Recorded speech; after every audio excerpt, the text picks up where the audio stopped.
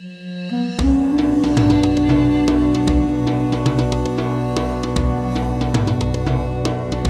afternoon, everybody. I'd like to welcome you all to the Halftime Talk feature interview series. I'm delighted today to be joined by Carlos Pascual, who is SVP of Global Energy and International Affairs at S&P Global Commodity Insights. Carlos is not only that, but he's previously US Ambassador to Mexico and Ukraine, and also previously US Envoy for International Energy Affairs at the State Department in the US. And I say that because those roles are going to be very relevant, hopefully, to the conversation that we're going to have today. Carlos, you're also going to be presenting at the 31st MPGC conference that's taking place in Dubai between May 20th and 22nd. And that's a conference that is being organized by S&P and hosted by Enoch as well, Emirates National Oil Company. So I'll be attending that myself this week, and look forward to that. But Carlos, let's start to get your thoughts on all things geopolitics, energy, and policy. And thank you again for joining us. Let's start by talking about the situation today in terms of the context of what's happening in Russia, Ukraine, and the Middle East, the two sort of big geopolitical question marks on the stage today, on the energy stage at least. And yet, we've seen energy markets very resilient to that disruption, whether it's physical in shipping here in the Strait of Hormuz, etc., or whether it's infrastructure damage in Russia. How do you explain the resilience this time around of energy markets compared to perhaps previous conflicts? Well, first of all, thank you for having me. And thank you for the discussion. It's a real pleasure to be here. And I'm looking forward to being back in Dubai in a short period of time. I was last there for COP28. It was certainly a momentous occasion. And we're very excited about the conference that we're going to be holding there. It's not COP28, but I think it'll be very significant about issues of trading and markets. And the question that you ask really gets at that question of what's happening in markets right now that's creating as much resiliency as we've seen, despite the fact that we've had a tremendous amount of volatility in global geopolitics. And the fundamental answer has to be production. What we're seeing today is that the production that is coming from the non-OPEC plus countries, so the United States, Guyana, Brazil, Canada in particular, the growth in production is actually from those countries is exceeding the global growth in demand. And that fundamental relationship between supply and demand is what has been a prevailing factor in markets today. That's not to say that geopolitical events don't have an impact. When we saw the heightening of the tensions in the Middle East, we saw a spike in prices. There was concern that they could go up to $100 a barrel again. When we saw what happened on October 7th, there was another spike in prices. These aren't surprising because the marketplace begins to ask what's going to happen, what kind of disruptions might occur. But what we've seen is that once we've gone through the immediate political crisis, if there is a pathway to some form of stability or continuity, or at least not a worsening of the crisis, because we certainly don't have a pathway to resolution of the situation in the Middle East. But that basic relationship between supply and demand is telling us that the marketplace is well supplied. And as a result of that, it's maintained prices on a relatively consistent price band between $75 and $85 a barrel. That's, I think, a good news for the marketplace. It's a good news for consumers. It's also important for investors because they're seeing that there is a price that encourages investment, but one that hasn't been directly contributing to demand destruction. And that combination of factors is one that has been relatively constructive for oil markets. Obviously, we would prefer to have a calmer international environment. We don't want to see the conflict in the Middle East. We don't want to see the conflict in Ukraine, but at least we've got an oil market situation that's provided for some element of stability. Okay, great. And I mean, you mentioned non-OPEC supply that's increasing as time goes on. And of course, the other side of the equation is demand. We may touch on that later, but I just want to stick to supply for now because you mentioned that. And I want to get your thoughts also on where you think US production is going to go this year. But before that, let me ask you about the other element of supply, which is OPEC countries and OPEC Plus. That includes Russia.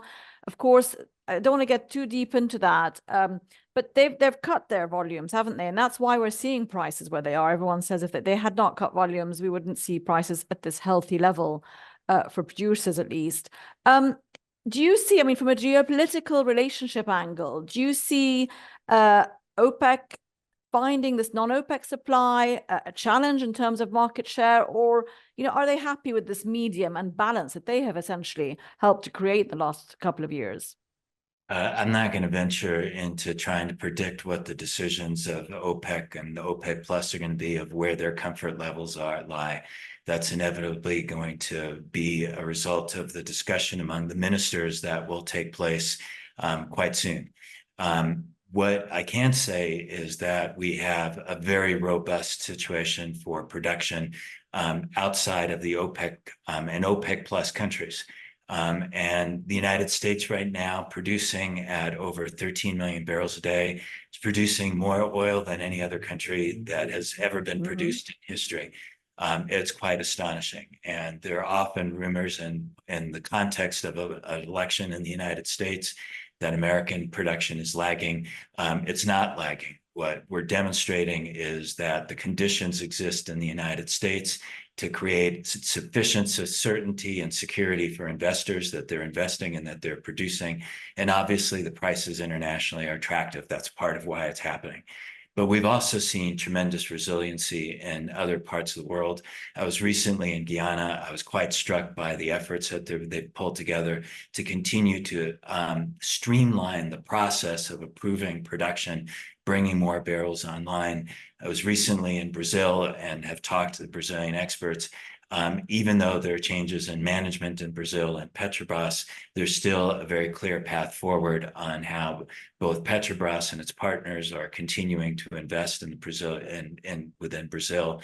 In Canada, again, I was recently there as well, and the trend is one that has been quite positive and responsive to the international environment. So I think that what we're seeing right now on the part of the international community is responding to market signals, and at the same time, lessons that have been learned in the politics, policies, and regulations that have made it possible for companies, private companies, and national oil companies to be able to invest and be prosperous. Okay, I mean, talking about policy, I mean, I just want to touch on Mexico because you have obviously a background in that and you're ambassador to the country. Just talk about their energy sector, just in the context of we have elections coming up. It will be a female president ultimately who wins. Do you see any, again, that sector has had its challenges in Mexico for different reasons. Do you see any change, any positive outcome coming from a new government in Mexico and to it overcoming some of the challenges in that sector? In fact, I live in Mexico. I see the politics around me all the time. The issues on the energy sector are probably the ones that are maybe least dramatic in this election process. Pemex is a mainstay of the Mexican energy environment.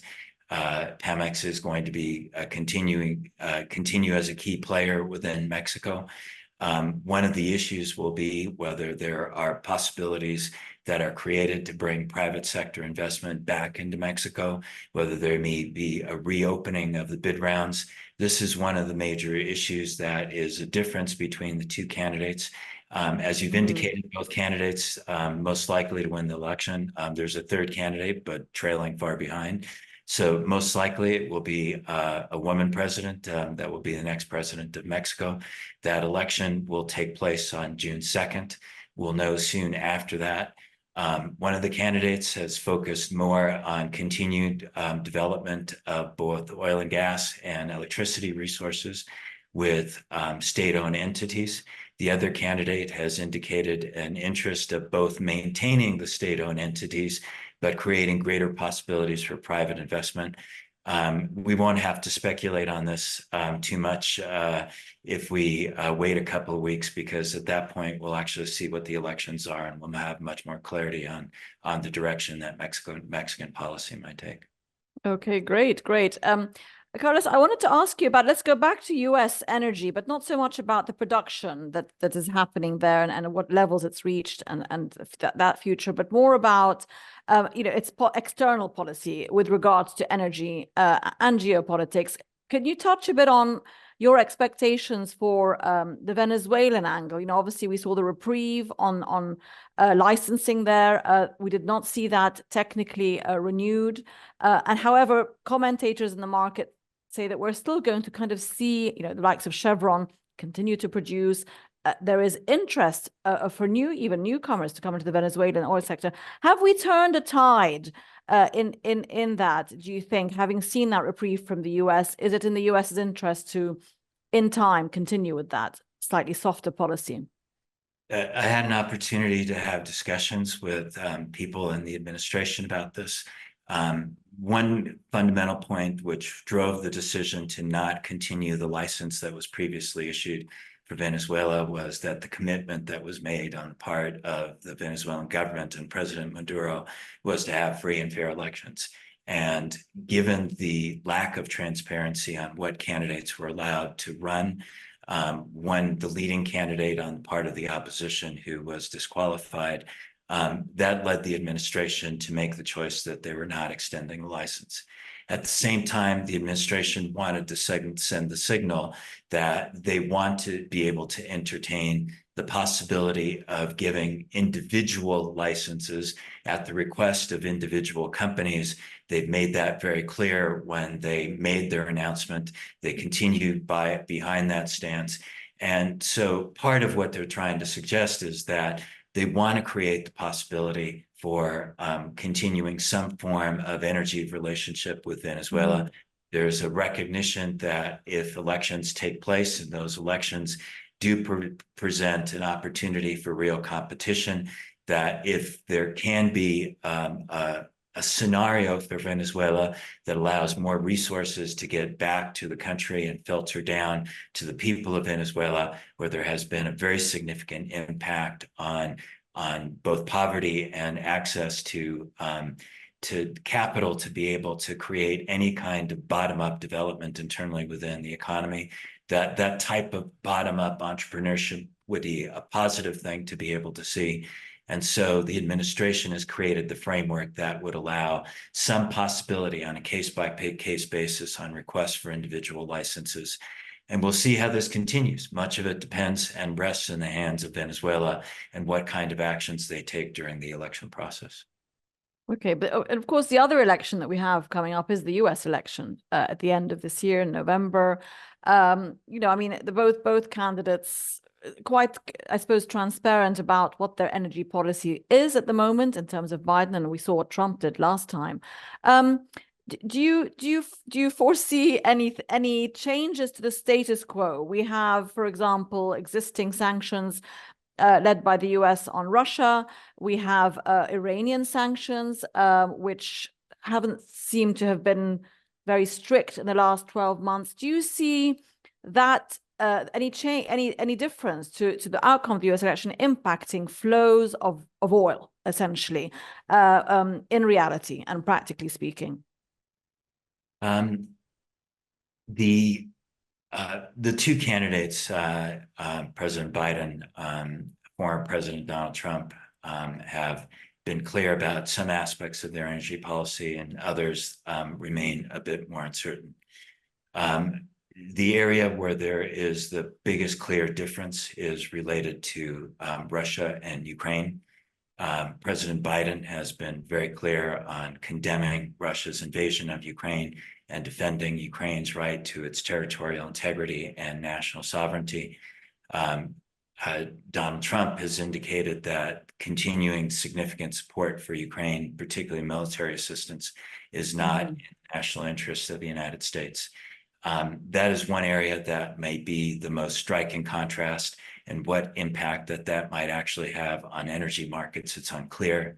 But one of the things that we have to be recognized is that at the point in time when the United States had a pause, had stalled on its allocation of military assistance to Ukraine, the Ukrainians used whatever means that they had to be able to defend themselves and to attack.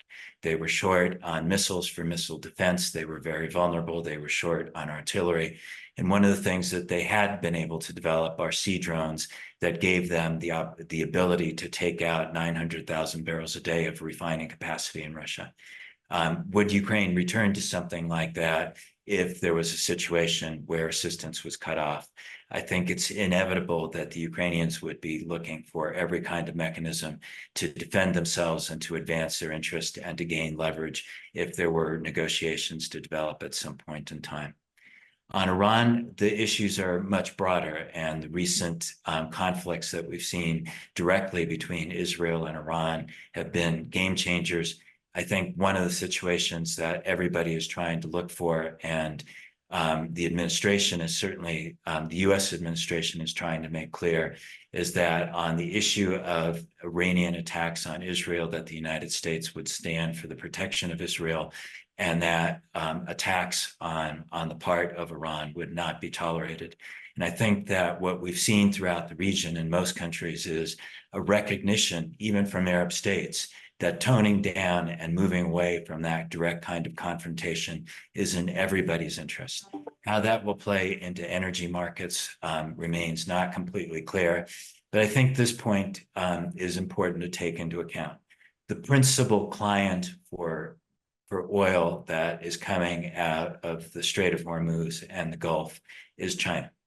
And Iran has a fundamental interest in those resources getting to China because of their relationship with China, China being a critical and key customer, and China being an investor directly within Iran. It's also important to recognize that China's strongest relationship in the Middle East is with Saudi Arabia, and that relationship will continue to grow. The levels of investment of China and Saudi Arabia and vice versa are extraordinary, particularly in the petrochemical sector. That is a long-term relationship that is not going to be disrupted. I think those are going to be counterbalancing factors around the general sense of instability related to oil. Iran has an interest in the Gulf being an area that can continue to ship. Saudi Arabia has an interest. China has an interest. And that combination of factors is probably going to maintain some degree of stability in what we see around oil markets. Yeah, I mean, we certainly seem to see the sort of multipolarity equation that used to be shifting significantly. And it's very much today about protecting supply chain and just making sure everything works. And countries like Saudi Arabia can have great relationships with China and good relationships with the US. And those interests, whether you look at that example or others, just don't seem to be clashing anymore. But let's just talk a bit about the US and China and the trade skirmishes, let's say, that they're having, not necessarily on energy, but of course, on tech. You've got the TikTok ban. We had Biden impose the 100% tariff on importing EVs from China. We saw another tariff suggested by him today about solar panels, again, protecting domestic US industry, IRA bill, etc. He's being, it's ahead of the election. We're seeing these announcements come out, but give me your take on the US's commitment to clean energy tech and Biden's rather confusing policy towards the energy industry, right? I mean, he's campaigning on one thing, and yet and the licensing on traditional conventional oil and gas seems to be flip-flopping a bit. Does the market have a clear reading of what that policy is going to be? I think the marketplace has a much clearer reading than is generally given credit for. If the United States is producing 13.2 million barrels of oil a day, more than ever in history, it's not because they think that there's uncertainty in the marketplace and because they're confused. It's because they think that they can make investments that have a 20-year lifespan and that there's an environment to productively be able to invest resources to be able to generate that kind of production. On the issue of renewable energies, I think this is really important because it's one that is much more stable than I think people generally think on the surface. The choice that the United States has made with the Inflation Reduction Act, but also the bipartisan infrastructure law, the CHIPS Act, is that it's investing in subsidies in order to be able to create American productive capacity in clean energy technologies and information technologies. So we see that on wind and solar and batteries and electric vehicles, on carbon capture, on hydrogen, on nuclear, right? We see it as well in the development of semiconductors, which is particularly critical in the relationship with China. The US is doing it in embarking, as increasingly American officials, US officials are saying, as a part of an industrial strategy, partly focused on energy, but focused on energy for the purpose of creating a new manufacturing and productive capability in the United States. So when you think of it from that perspective, if the United States is investing, I'm going to use the number trillions of dollars in this area, it is not looking forward to the possibility that it invests trillions of dollars, and at the end of it, that Chinese products that have been subsidized can be competitive and undo the value of that benefit, right? The reason that I'm saying trillions of dollars is that the Inflation Reduction Act was created principally around the concept of tax incentives. Those tax incentives are based on investments. The higher that investments increase, the more that the tax incentives go up. So originally, when the Inflation Reduction Act was estimated, the estimate was about $390 billion worth of investment in investment on the part of the government through those tax incentives. In just the first year, the level of investment in eligible renewable and renewable technologies was $320 billion in just the first year. So the expectation is that the investment that will be coming on the part of the United States in clean technologies will go into the trillions of dollars. Final point, let me just make here, if you or bear with 1 minute. When one looks at the states and the businesses that are the principal beneficiaries on solar, wind, batteries, electric vehicles, carbon capture, hydrogen, the majority of those states are either Republican states or what are called swing states in the US election process. It's changing the dynamic of politics in the United States, where traditionally Republican states now have a self-interest. The companies in those states have a self-interest in seeing the continuing flow of the resources and the subsidies from the Inflation Reduction Act going into clean technology. That's going to have an impact going into the future. And one can expect that the interest of those states is going to continue, whether it's a Biden administration or a Trump administration. And I think this will be a very interesting thing to look at what happens on US policy relative to investments in clean technology going ahead into the future, because this is no longer just seen as an issue of climate change. It's now seen as an issue of national security and industrial competitiveness. It puts it on a completely different playing field. For those who have doubts about where US policy may go, it's going to be driven more by national security and industrial strategy than potentially driven by the issue of climate change. Yeah, and on the other side of the equation, you have China, which is doing similar things for the same reasons as well. I mean, this sort of, again, this self-reliance, this nearshoring on every level is obviously taken off a lot for many different reasons. Carlos, I want to ask you about the transition away. I mean, we're talking about new clean energy technologies, and we talked simultaneously about healthy US oil production. Give us your take on the challenge, perhaps today, of the energy transition. Yes, we're running both in parallel. There's agreement that has to continue, but how do you see that dynamic balance shifting? Debates over peak oil demand, etc.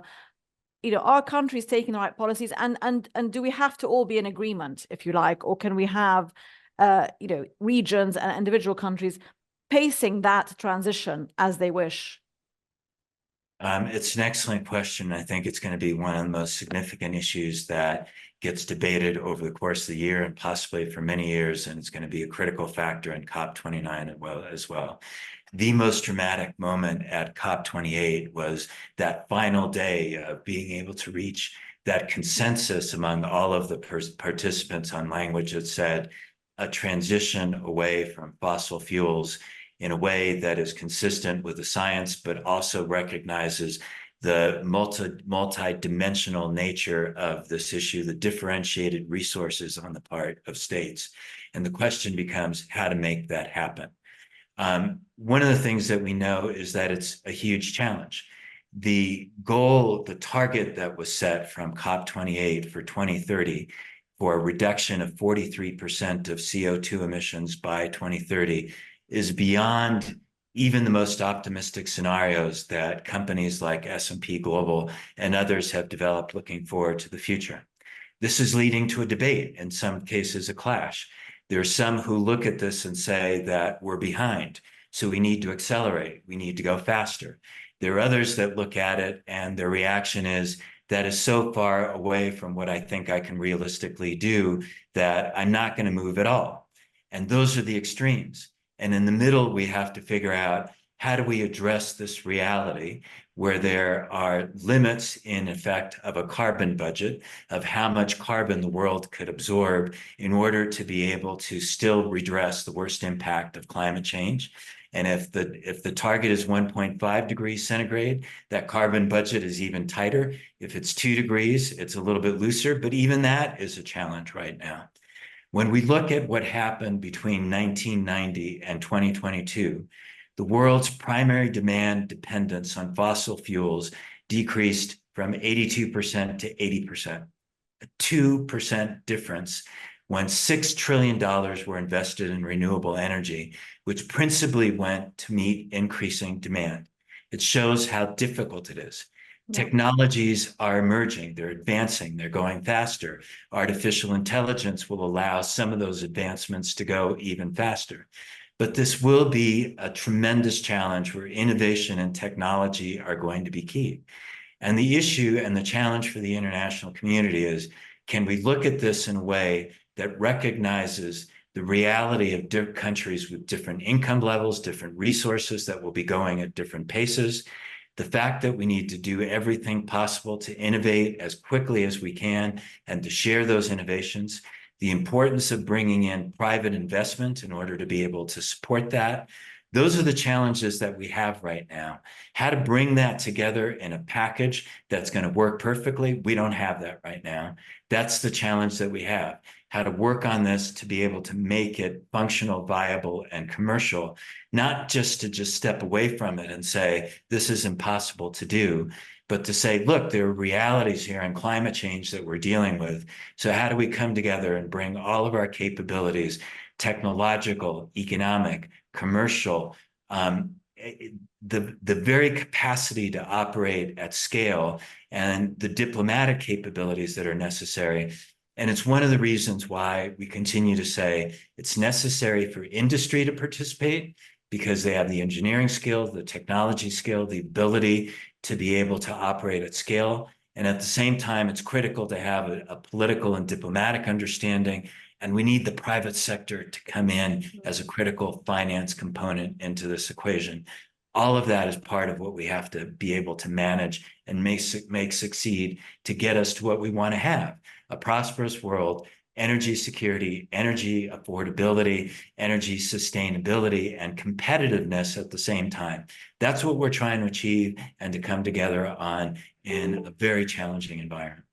Absolutely. And of course, one of those challenges you touched on is recognizing that not one size fits all. You've got the whole emerging market, and you've got Africa, and you've got continents that can't possibly do what others are doing in terms of investment. And I suppose diplomacy will be probably the solution that'll drive us forward as well.